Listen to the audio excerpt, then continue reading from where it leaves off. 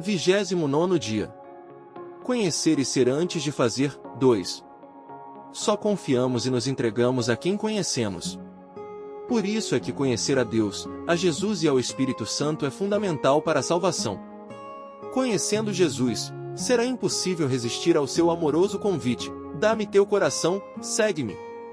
Em seu convite está clara a sua intenção: vou fazer de você a pessoa mais feliz deste mundo e, no fim, ainda lhe darei a vida eterna.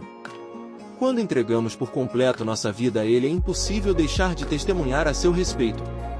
Como os apóstolos, também diremos: não podemos deixar de falar, pois nossos olhos viram o Ele fez e faz em nós.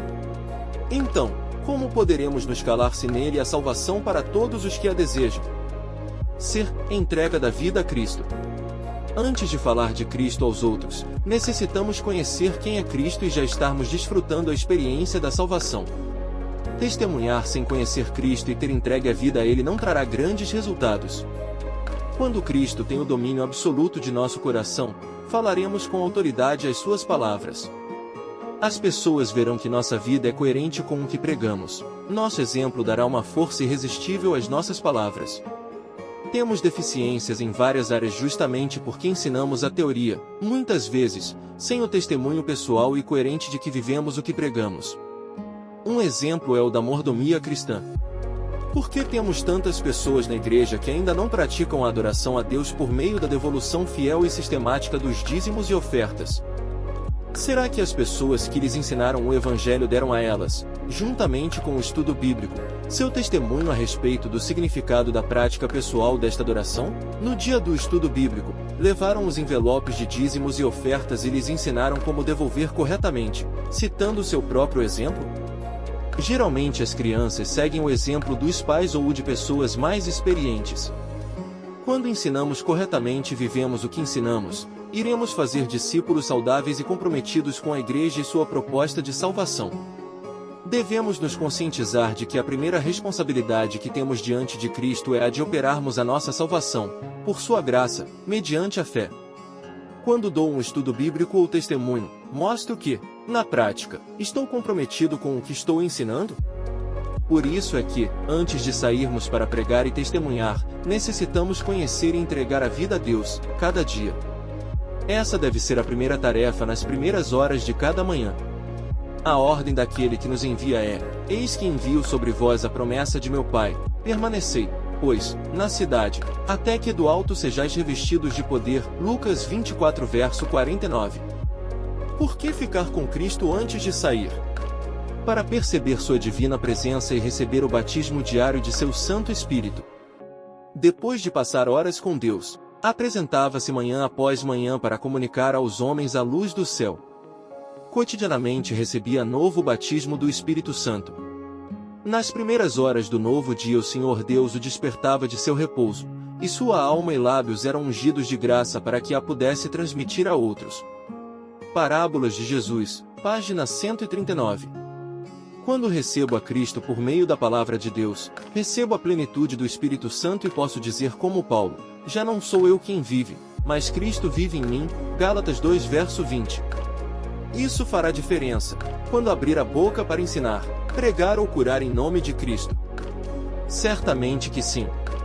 Aquilo que somos é mais importante do que aquilo que dizemos.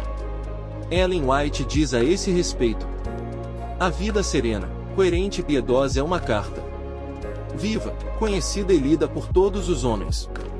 Um homem pode falar e escrever como um anjo, mas seus atos podem assemelhar-se aos de um demônio. O verdadeiro caráter não é algo moldado do exterior, ou revestido, e, sim, algo que irradia de dentro. Se genuína bondade, pureza, mansidão, humildade e equidade habitam no coração, esse fato refletir-se-á no caráter, e semelhante caráter é cheio de poder. Este Dia com Deus, Meditações Matinais, 1980, página 144. Assim como o mundo de hoje vive de aparência, corremos o mesmo risco em nossa caminhada com Cristo. A inversão dos valores e das prioridades tem dominado o mundo. Buscar em primeiro lugar o reino de Deus e sua justiça parece utopia para boa parte das pessoas, pois o que vale é o temporal e a busca do prazer. Atentemos, em oração, a advertência da voz profética para nós neste momento. O perigo que se acha perante os que vivem nestes últimos dias é a ausência de religião pura, a ausência de santidade de coração. O convertedor poder de Deus não atuou na transformação do seu caráter. Eles professam crer em verdades sagradas, como foi o caso da nação judaica, mas, deixando de praticar a verdade, desconhecem tanto as Escrituras como o poder de Deus. O poder e a influência da lei de Deus estão por toda parte em redor, mas não dentro da alma, renovando-a em verdadeira santidade.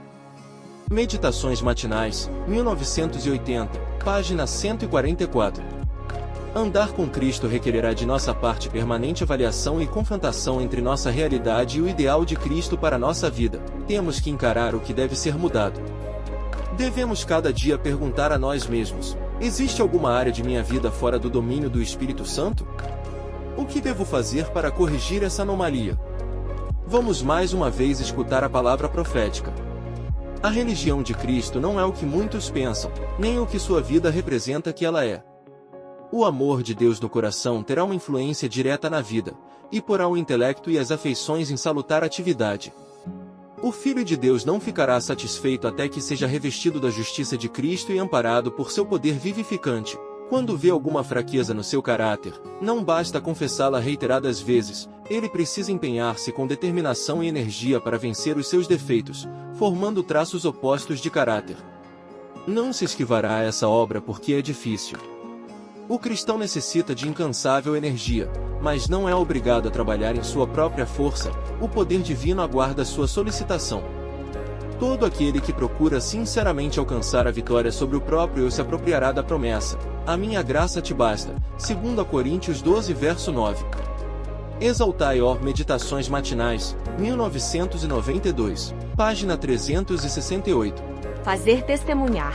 O que podemos esperar de um cristão que conhece a Deus, que vive com Ele, que foi renovado mediante o batismo do Espírito Santo, nas primeiras horas de cada manhã? Certamente que pessoas ou coisas não poderão impedir que ele fale e testemunhe a respeito de Cristo. A todos aqueles que levam a sério esses sagrados ensinamentos, Cristo assegura: mas recebereis poder ao descer sobre vós o Espírito Santo, e sereis minhas testemunhas tanto em Jerusalém, como em toda a Judeia e Samaria, e até os confins da terra. Atos 1 verso 8. Meditemos, em oração, a respeito de nossa missão como agentes de salvação. E disse-lhes: ide por todo o mundo, e pregai o Evangelho a toda criatura. Marcos 16 verso 15. Ide, portanto, fazei discípulos de todas as nações, batizando-os em nome do Pai, e do Filho, e do Espírito Santo, Mateus 28 verso 19, ensinando-os a guardar todas as coisas que vos tenho ordenado. E eis que estou convosco todos os dias até a consumação do século. Mateus 28 verso 20. Podemos nos ficar indiferentes a esta missão? Podemos ficar calados, se temos boas novas para anunciar? Num mundo onde o diabo tem espalhado seu odor fétido da maldade e do pecado, podemos deixar de levar o bom perfume de Cristo? Temos aquilo que o dinheiro não pode comprar. É correto deixar nosso próximo ser levado para a morte, sem que anunciemos aquilo que pode salvá-lo? Em oração, escutemos a palavra de Deus. Que formosos são sobre os montes os pés do que anuncia as boas novas, que faz ouvir a paz, que anuncia coisas boas, que faz ouvir a salvação, que diz a Sião: o teu Deus reina. Isaías 52 verso 7. Porque nós somos para com Deus o bom perfume de Cristo, tanto nos que são salvos, como nos que se perdem, 2 Coríntios 2 verso 15. Aquele que recebe a Cristo pela fé viva, mantém viva a comunhão com Deus. Ele leva consigo a atmosfera do céu, que é a graça de Deus, tesouro que o mundo não pode comprar. Filhos e filhas de Deus, Meditações Diárias, 2005, página 112. Guarde em seu coração o grande derramamento do Espírito de Deus, o qual ilumina a terra toda com sua glória. Não ocorrerá sem que tenhamos um povo esclarecido, que conheça por experiência o que representa ser cooperador de Deus. Quando tivermos uma consagração completa, de todo o coração, ao serviço de Cristo, Deus reconhecerá esse fato mediante um derramamento, sem medida, de seu Espírito, mas isso não acontecerá enquanto a maior parte dos membros da Igreja não forem cooperadores de Deus. Serviço Cristão, página 253. Você está dentro ou fora dessa maioria? 50% mais um. Hoje, meu compromisso. Orar pela renovação do batismo com o Espírito Santo. Orar por meus amigos. Viver na presença de Cristo. Testemunhar acerca do Evangelho. Adorar a Deus com os dízimos e as ofertas, de forma sistemática e proporcional às rendas.